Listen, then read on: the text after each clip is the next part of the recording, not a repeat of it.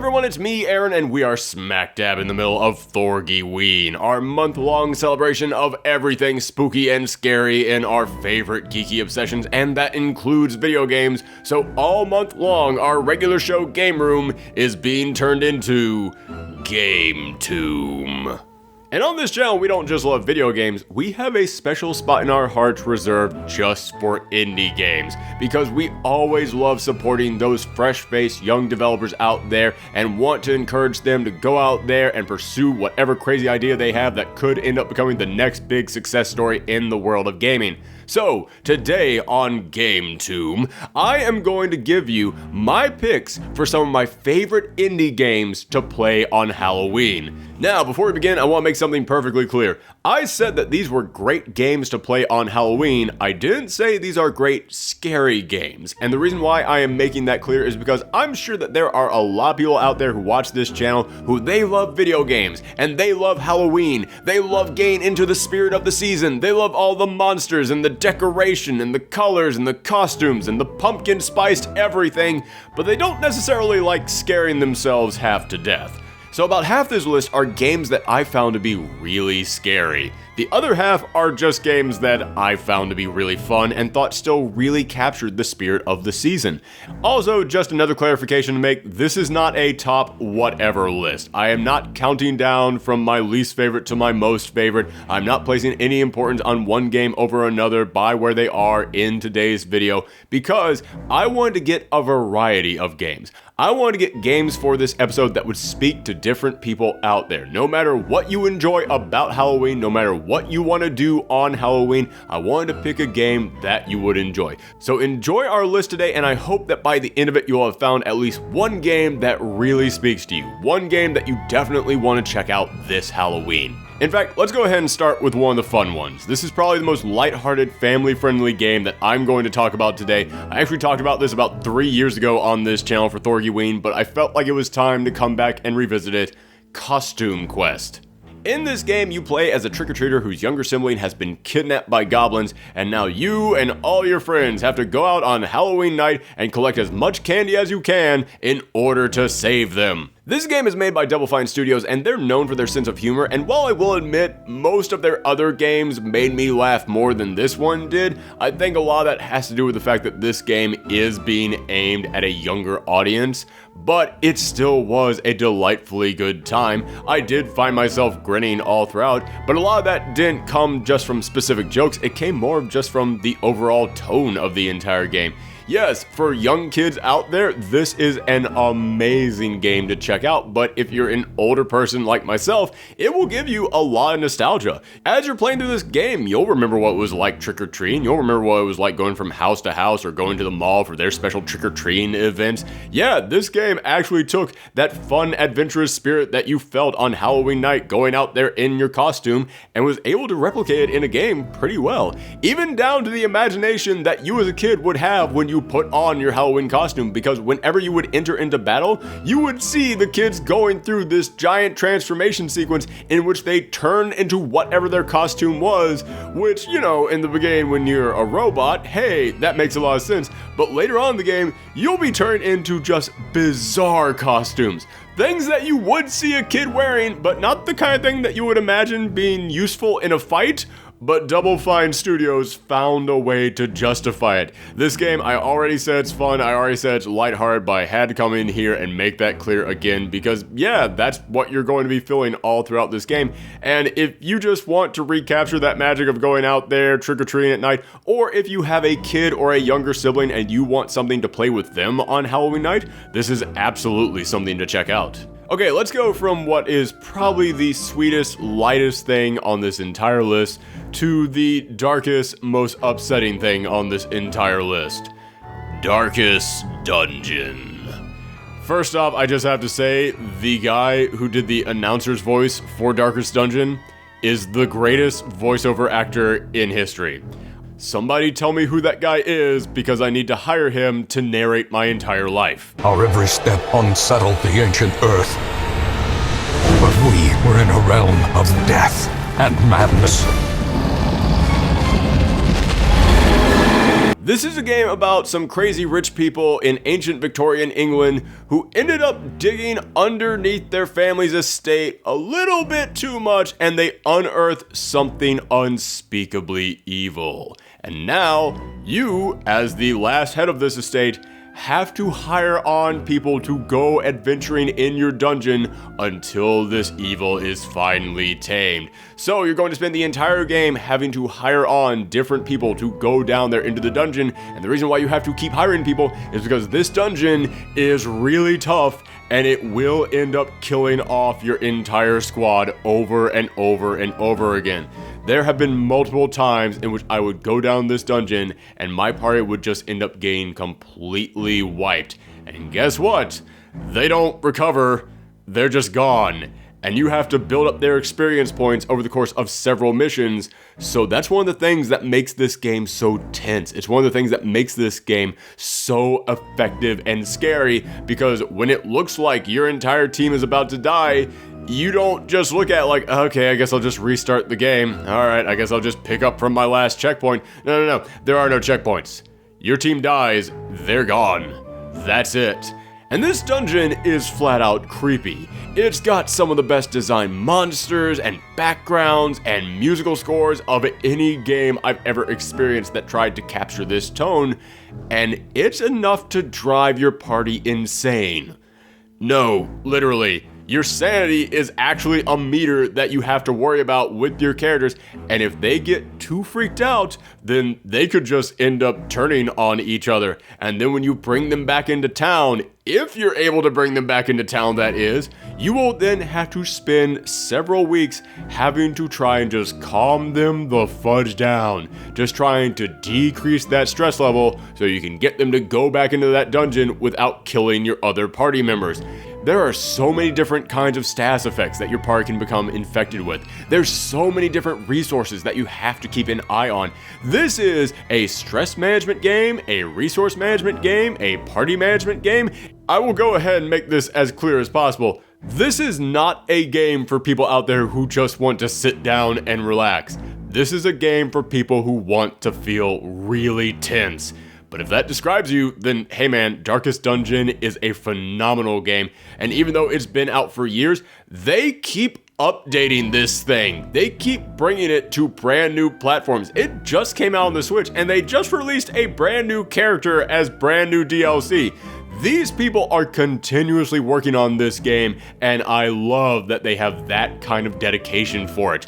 Because in all honesty, I've been playing this thing for 3 years and I still have not beat it. Oh yeah, it's a big boy. You're going to be focusing on this one for a while. Next up, we're going in alphabetical order here, so I'm going to move on to Darkwood. Now, this is another one of those games that it is not for people who want to relax. This is a game in which you are trapped in a forest that, through some mysterious curse or experiment, it's not really made clear in the beginning of the game, but for some reason, the forest just keeps growing and getting thicker, and people trapped inside of this forest are desperately trying to find a way out, and they're starting to slowly go mad. But the forest isn't just getting bigger, it's also twisting and turning and becoming something new. It's starting to transform everything that lives inside of it and create brand new forms of life. And when this game begins, it actually has a great fake out to it. I won't go ahead and spoil it for you guys, but I will just say if you get the chance to play the prologue to this game, play the prologue. Because by the end of it, I went, oh, I know exactly what type of game this is going to be. The type of game where I don't know what it's going to be like, where they're going to just keep messing with me all throughout it, and I am totally okay with that. I will admit the top-down aspect of it isn't necessarily my thing. I'm not really into games like that. However, if you are into games like that, then man, this is one of the best ones that I've ever personally played. And the forest itself is so well designed. This might be the most atmospherically terrifying game on this list today, because you just have a very limited light source, and when you turn around, you never really know what you're going to see. You will constantly find objects that just appear when you shine your flashlight on that weren't there in the shadows when your back was turned to it. And as the game goes along, the forest ends up getting more and more twisted and mutating into something different. I saw a critic online describe it as, what if H.R. Geiger decided to base all of his designs off of nature rather than machines? And yeah, that's exactly what this ends up becoming. Again, this is a game for people who want to get stressed. This is a game for people out there who enjoy feeling really tense when they're playing a frightening game. For people out there who enjoy constantly having to worry about your resource management. For people out there who enjoy the survival part of survival horror games. Although, even to those people out there who really enjoy testing themselves and pushing their gaming prowess to the limits, I will still give you one piece of advice. Do not play this with a controller. Play it with the mouse and keyboard. And that is coming from someone who hates using mouse and keyboard controls. I will always pick a controller whenever I have the option to. It's just the way that my brain is wired. But man, this game was not meant to be played that way. I had to constantly just crab claw my hand into weird angles in order to be able to hit all the buttons they need me to do for some of these commands. So yeah, that is the one piece of advice that I will give you. But if you're fine using a mouse and keyboard, have at it. This game will be a delightful challenge for you. Next up, continuing in alphabetical order, I'm moving on to Detention. Now, this is a game that I had been hearing about for a long time, and I had constantly heard people say, yeah, it's good, it's really good, not great though, can't get into great. I finally played this thing at the beginning of this month. I freaking love this game. This is an easy A+ from me. I had an amazing time with this. This game is set in the 1960s in martial law controlled Taiwan, and you are playing as a student who one day wakes up at school and no one else is there. Everybody left and they didn't wake you up. And apparently it's because a tsunami is on its way, so you have to find a way out of the school. But after a couple of minutes, it becomes very clear to you, the tsunami is the last thing that I have to worry about.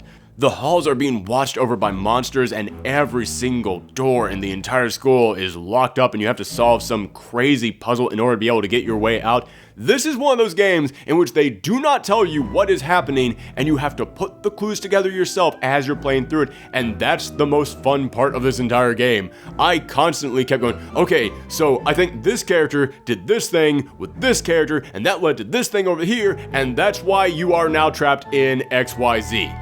That is the kind of game that this is. This is an amazing game to play with a group of people who have never played this game, and you will each just have a discussion as you're playing it, trying to figure out what the heck is going on.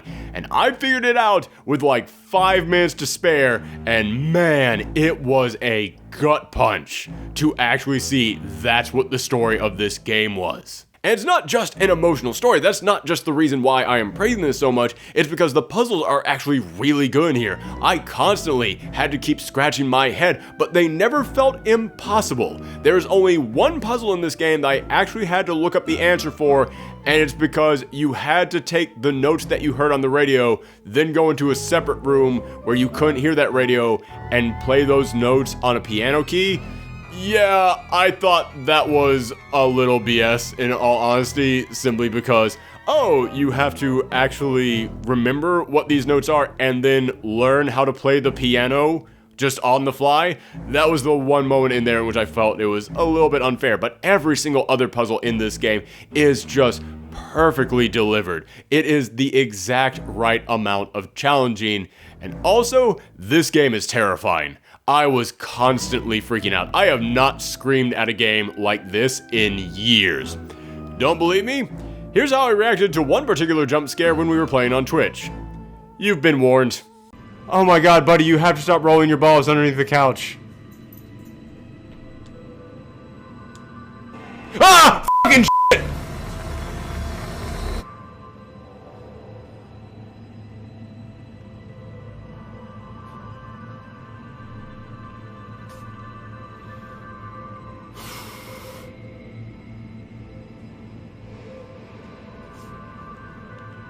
Well, I got Peach to stop trying to dig for her ball underneath the couch.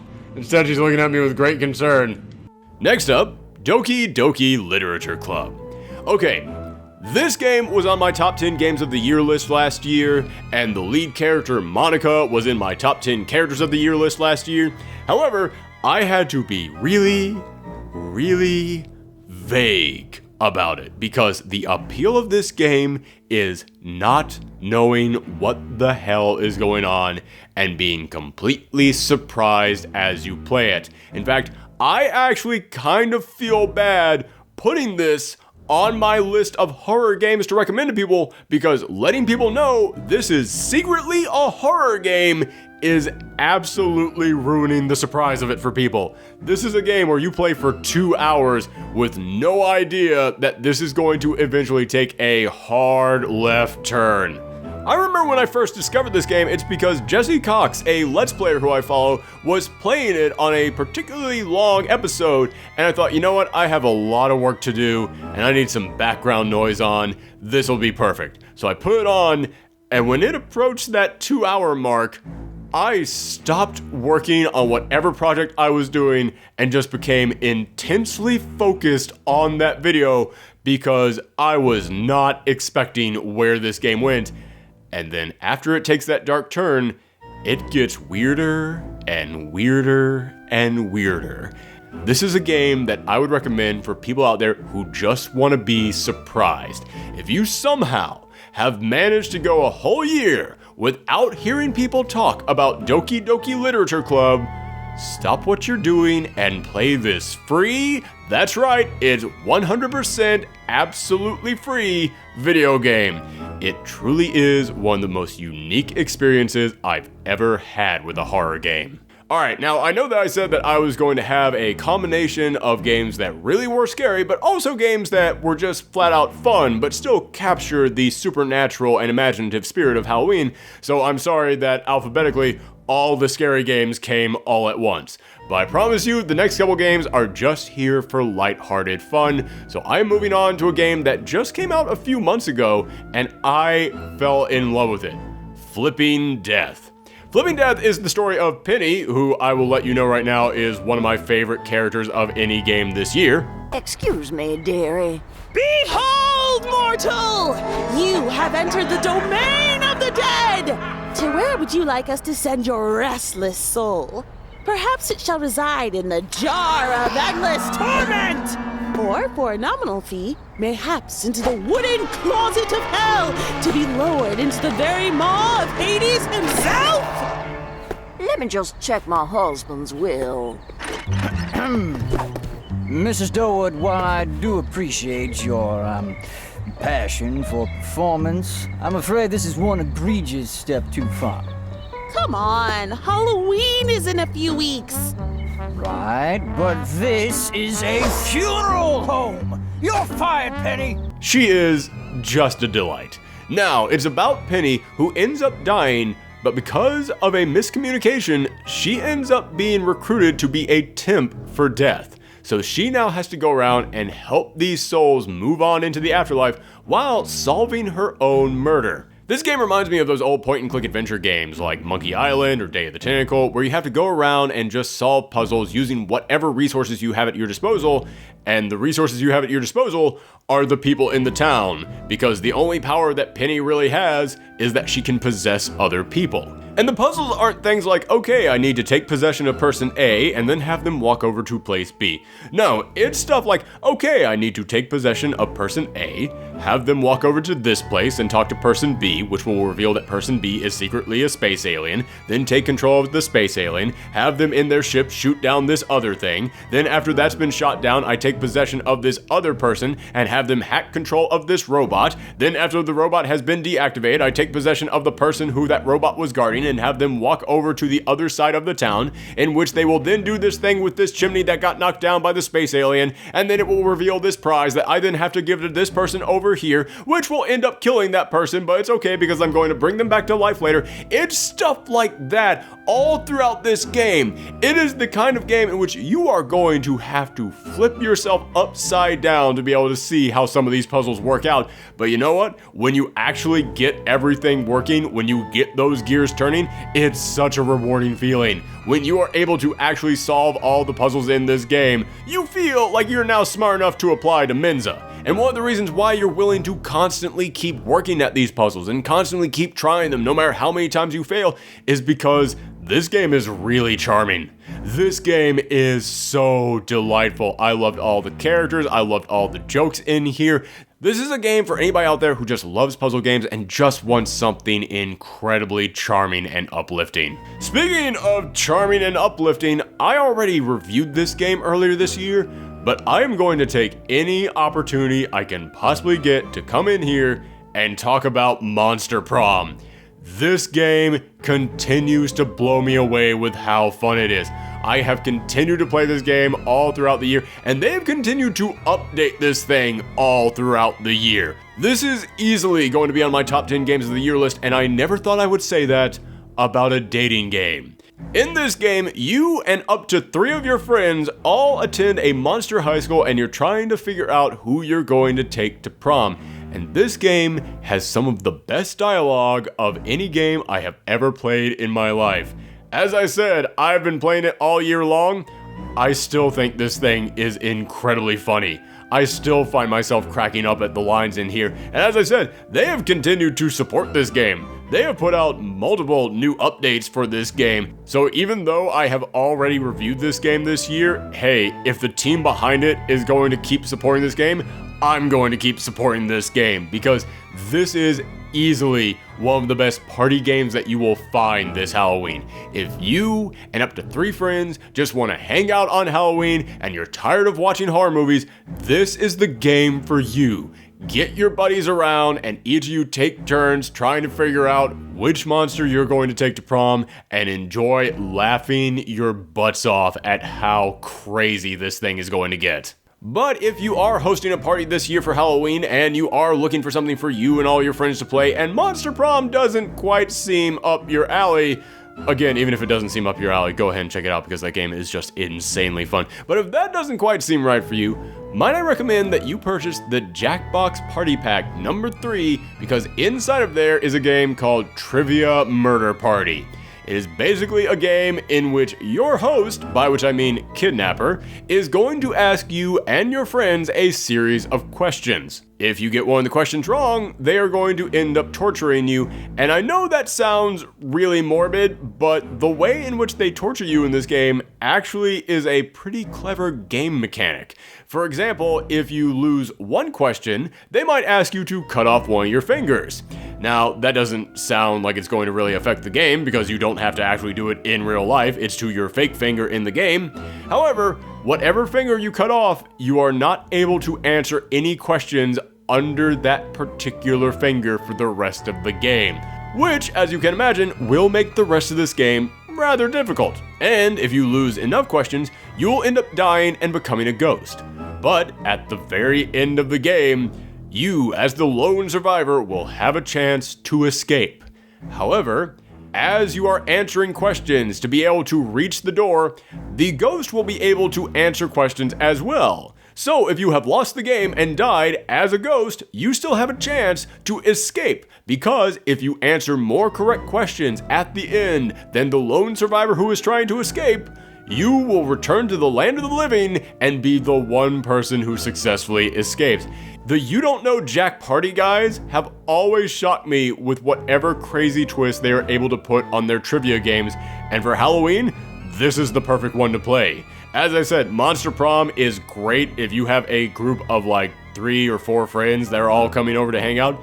For this game, if you've got 8, 9, 10, or a much larger group coming over to a party, this is perfect for them because even if you fill up all the slots for this game, you can have everyone at your party download the Jackbox app on their phone and play along as the audience, because the audience can also compete in this as one collective group. Now we come to the last game that I'm going to recommend to you guys today. It is White Noise 2. Last year I reviewed Dead by Daylight, and ever since I reviewed that game has blown up. I kept looking at that game like, okay, this is a fun idea, but I don't really know if it's going to catch on, and man, I am glad I am wrong. I enjoy Dead by Daylight. I have a fun time with that. I'm glad that's still around. I'm glad they're still doing updates to it. But you know what another game is that's just like Dead by Daylight, but actually, in my personal opinion, is even more charming and gives you more stuff to do, and I actually feel like there's even more content there, especially for the low price of only $10, White Noise 2. This is another game in which 4 people are facing off against one monster who is trying to take each of them down. However, in Dead by Daylight, you're all survivors who are trying to power generators so that you can open a door and escape. In this game, you are all paranormal investigators who are trying to collect clues in order to solve the puzzle to be able to banish this evil back to whence it came. I kind of like the tone of this a little bit more. Like, I feel like Dead by Daylight is just a little bit too basic, like, hey, open up the doors and leave. In this one, you have to find videotapes, you have to solve puzzles, you have to find ancient relics and put them in the right order, in the right place. Yeah, there's way more stuff that you can do in this game than you can in Dead by Daylight. And also, in all honesty, I never really liked the design of any of the characters in Dead by Daylight. I think they're all kind of ugly looking, if I can be totally honest with you. I actually kind of dig the more cartoonish style of all the characters in White Noise 2. I actually kind of like this art style a bit more. I mean, for crying out loud, one of the characters that you can unlock is just Vincent Price. I kind of love that they just give you the ability to play as Vincent Price. And speaking of unlocking, yeah, another problem I kind of have with Dead by Daylight is that everything is DLC. And I understand, hey man, it is a continuous game. They are trying to do constant updates to this thing. You gotta have a constant source of income if you want this game to stick around. I understand that. But yeah, I just kind of wish that there was a way to just unlock at least some stuff in this game just by playing it. In White Noise 2, there is so much content in here. There's so many different investigators that you can play as, so many monsters that you can go up against, so many different flashlights that you can unlock, and every single flashlight has its own set of bonuses that give you different boosts to different stats. And there's so many different costumes that you can unlock for every single character and every single monster. And that's the thing, you actually unlock them. Every single time that you level up in this game, you'll unlock like 2 new costumes and 1 new flashlight. And as I said, every single one of those things actually give you different kinds of stat bonuses, so it's not like they're just there to be cosmetic. It's actually there so that you can customize this to your particular playstyle. I was genuinely blown away by how much the people on White Noise 2 really put into this game. And again, it's only $10. However, there is one big problem with it. One of the reasons why everybody isn't talking about White Noise 2 and they're all talking about Dead by Daylight is because everyone's still playing Dead by Daylight. Nobody's really playing White Noise 2, which is a shame because I just discovered this game a few weeks ago and I've been obsessed with it. But there's no one to really play with online. I yet to this day have been able to get a complete roster of characters in there, a full 4 investigators versus 1 creature situation, because yeah, just that's how it is. There's just not enough people out there. However, as I said, it's only $10. If you and 4 other friends really enjoy Dead by Daylight, and you're looking for something kind of like that to play this Halloween together, every single one of you just pony up $10 and you've got a huge game to play. There's so many characters, so many levels, so many things to add on here. Again, all of it free. That's the amazing thing about this. I have to keep coming back to it. I can't believe that someone put this much content into a game and you unlock it by playing it. This day and age, that sounds almost unheard of. But yeah, as I said, because there aren't many strangers playing this game online, you are going to have to play it with friends. But man, that's the way to play a game like this. Get some friends of yours who are into this type of game, get them together, all you pony up $10. You're going to have a good time. But that's it. Those are my recommendations for indie games to play this Halloween. I hope that out of this list of 9 different games, you were able to find something that specifically spoke to you. If you check any of these games out, let me know in the comments down below what you thought of them, but also let me know in the comments down below what are some indie games that you think deserve way more attention and would be the perfect thing to play this Halloween. Thanks for joining us today, everyone. You can follow me on Twitter at twitter.com/ProfessorThorgy. And as I said, all month long, we're playing through scary games over on Twitch at twitch.tv/ProfessorThorgy. So if you want to see me get spooked and scared all month long, go on over there and check us out. And remember, we have more scary, spooky, geeky content every single day this month all in celebration of our favorite time of the year. So thanks for joining us, everyone, and happy Halloween.